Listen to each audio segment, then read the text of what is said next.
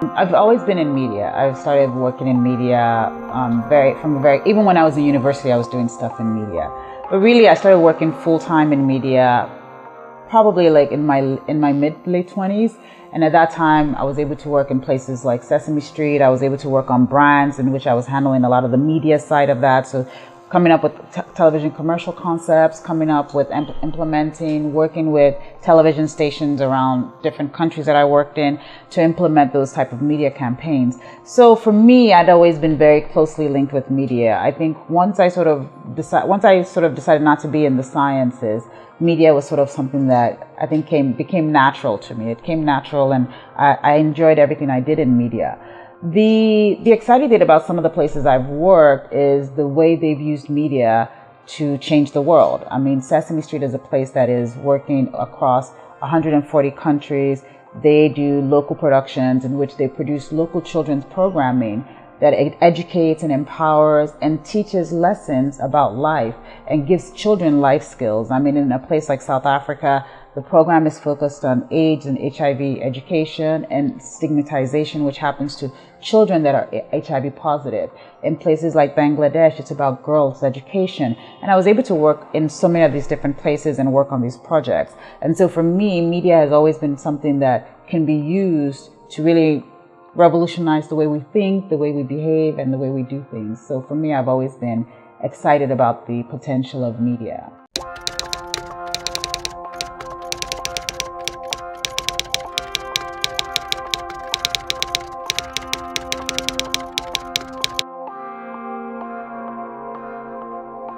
And that was an amazing opportunity because we were able to work on local language programming. We were able to develop the drama division. We were able to develop the soap division. We were able to also develop the entertainment and lifestyle programming division.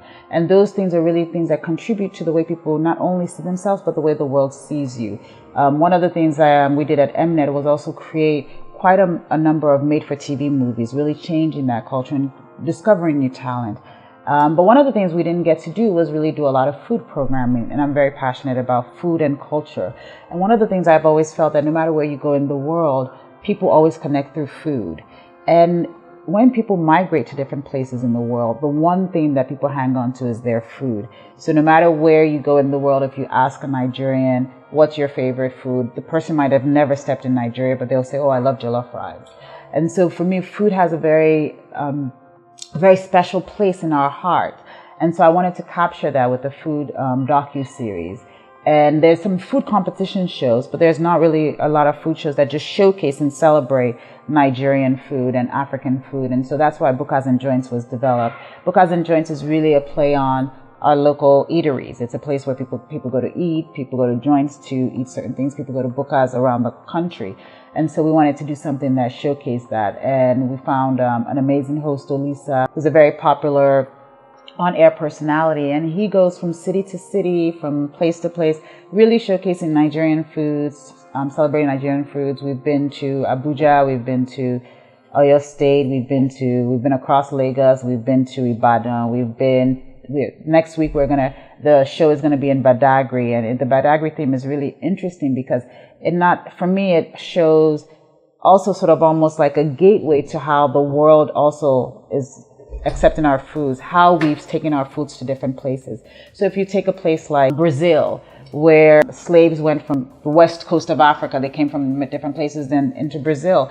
In Brazil, there are quite a number of places that actually eat local Nigerian food. I mean, one of the things that is a delicacy in parts of Brazil is akara, and they call it acarajé. And so for me, doing the show in Badagry, for me, is almost like the beginning of us almost going out to the world to also see and celebrate African food. So I'm hoping that that's sort of going to be the beginning of us going to different places. We have plans to go to Ghana. We have some Ghana episodes coming up. We're going to go to Kano. So for me, it's really about celebrating, showcasing, and the connection between food and heritage. I mean, we're hoping when we go to Ghana to have some jollof treaties signed to make sure that there's peace in the world of jollof rice. And we're planning to do the same thing when we go to Senegal. So we're going to be looking where jollof was originated, or jollof rice really comes from Senegal, so we're hoping to also do some interesting tastings there. All the jollof fries are great. We're about jollof, peace in the world, yes, and the world of food. We want peace. Really about bringing people together, creating and showcasing the social gatherings that really food has come to signify, not only around the world, but in our world. One of the things that also is very popular if you watch programming from different places is there's always like, oh, the big Italian food dinner or the big Greek dinners and stuff like that. But really, we don't get a lot of opportunities to showcase African food dinners and how Africans sort of gather around the table and eat. I mean, we didn't always gather around table, but we always gathered and ate as a community, and that feeling that no one goes without. So I think those were also things that I wanted to showcase, and we're hoping that with Bukas Endurance we can continue to show that. It's on air every Sunday on AIT in Nigeria. It's on a number of platforms across the world. It's on iFlix, it's on Nuvu, so many VOD, video on demand platforms, and also it's also on the Africa channel in the US. And we're working with some other channels in South Africa to broadcast it.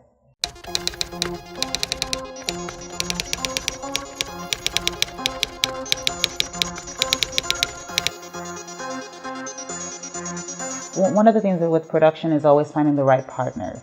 And so what we've done is really partner with different brands, different corporations to bring the importance of food and culture and celebrating our heritage to Nigerians. One of the things that happens is people talk about Chinese food, people talk about Indian food, but really it comes from showcasing and celebrating it. That's how they become global meals. And I think that people saw the potential for us to do that. And so we've been really well supported. We've had very good partners, but also we do programming sales. I mean, we sell our program around the world. So these are different ways that we manage our costs and also develop and generate revenue for the business.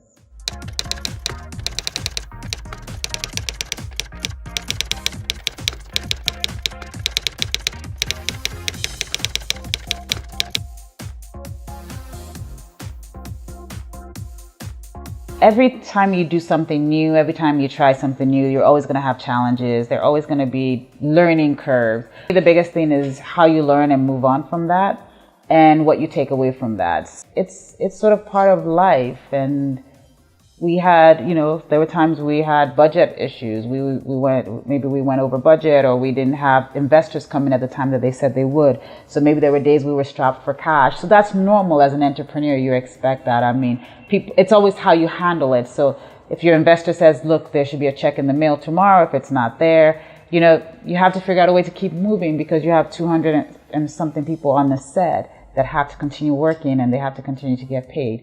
And I think that's sort of where, banks come in if they can give you a loan on your receivables, if you're able to bring in friends and family. I think that for me, the biggest challenge for us was making sure that we were creating something that was appealing to Nigerians, that would entertain people. And also at the same time, we would be able to sort of almost give people some life lessons. And that to me was the most difficult balance, because it's easy to create something that's entertaining, but is it easy to create something that's entertaining, that's educational, and also that has a mass appeal? And those were the questions we kept on asking ourselves. How will Nigerians respond to this? And I mean, we've just been overwhelmed and ecstatic that it's been well received. We've been getting so much feedback, positive feedback about the project. We have a distributor in the UK who's contacted us. They want to distribute it there. We have a distributor in South Africa we're talking to. So for me, the fact that the world is seeing what we're doing is exactly what we wanted. We wanted to create a local project that could resonate globally.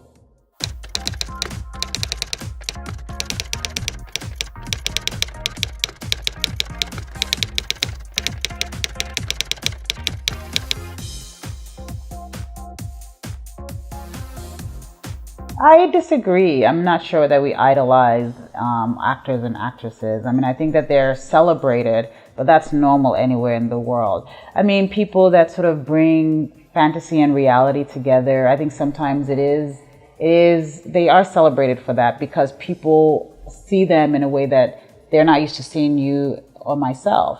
I remember once in an interview I heard George Clooney was saying, he's a popular American actor, and he was being interviewed, and they were asking him, what does he think is the difference between doing television and doing film?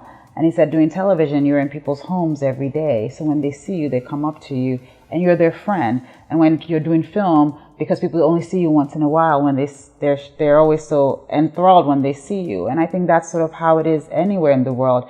I think that people, when you're in their homes and they see you every day, you're part of their family. And so when people go out of their homes and they see their celebrities, it's sort of like a long lost family member, and you do engage with them in that way. And I think with film, it's the same thing. When they see you, they're excited, they celebrate you. So, but at the same time, I mean, everywhere in the world, there's a celebrity culture, and I think that we're just sort of also adopting that. But I think that people should be celebrated for bringing smiles to people's faces.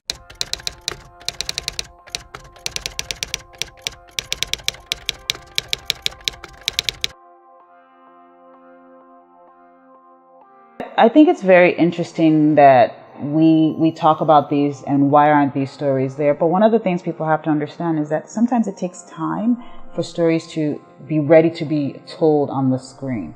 So, I mean, if you think about the Jewish genocide that happened across Europe, and you think about when Schindler's List came out, there was quite a bit of time in between those. There was almost like 3 generations in between when the genocide happened and when Schindler's List happened.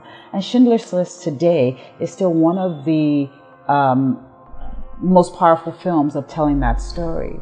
The story of Martin Luther King is still being told today. So I always feel to people that it's not about when you tell the story, it's about how the story is told and when the audience is ready for it. An American audience for a long time wasn't ready to understand and absorb stories about slavery, because it's a reflection on what's happening, on what was happening. Imagine during Jim Crow era in America, if they were doing films about slavery. First of all, who would fund it? Because the people lynching people were the people with the money. So sometimes I always tell people, like, it takes time for stories to marinate and be ready for an audience.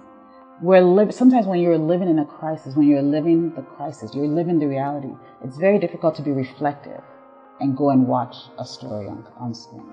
So I think sometimes people need to be patient, and we need to continue to work and build those stories. To me, I think some of the most important stories that we can tell is actually of our ancestors today, because we're ready to embrace that story. We're ready now to reflect on our past. We're hungry for that. We want to understand the Orishas. We want to understand African art. We want to understand what is the difference between African art and religion. Because, I mean, I think that Christianity and Islam has, in a way, sort of confused what is cultural and what is religious. So I think that those are the stories that we can tell now. And those two things can come together. So your Christianity and your Islam religion can also show that African art is part of that world. And I think, so that to me is why you're not seeing stories about Boko Haram. I mean, there are people telling it, but I think it's hard for people to take that story in right now.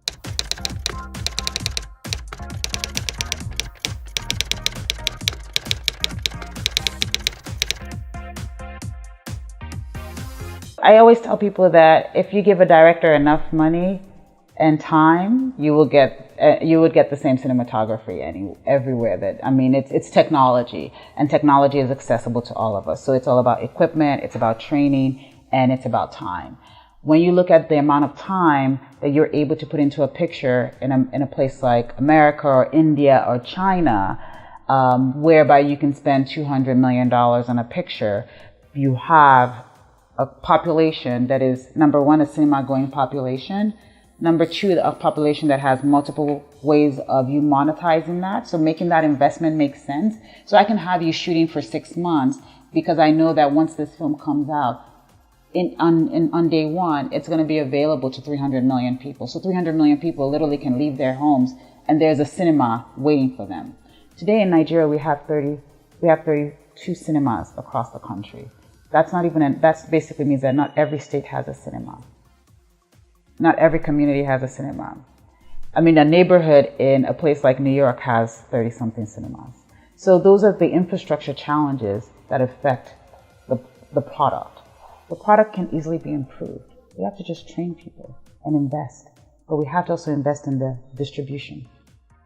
So, I mean, I think cinematography it's come a long way. I remember my first time of when we first launched some of the Africa Magic channels and the content today. I mean, I think it's world apart. I mean, it's totally a different world, and I think you're going to continue to see that. You're going to continue to see us grow by leaps and bounds. I think what Banana Island Ghost does is tries to improve on the cinematography quality that we have. We ventured into VFX on this picture, which was something that was risky and daring, but I think it was important for us to do. And we did all the VFX here in Nigeria with local editors, and I think they've come out shining.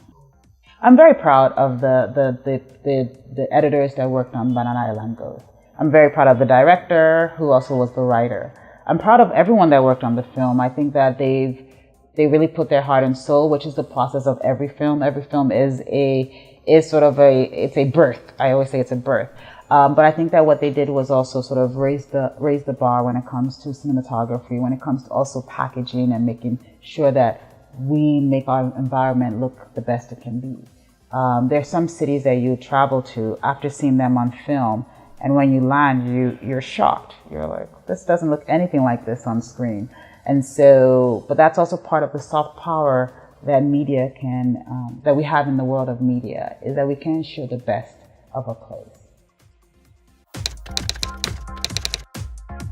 Continue to grow Biola Alabi Media. I mean, I think for us, we want to be a home for interesting projects. We want to be a home that nurtures new talent.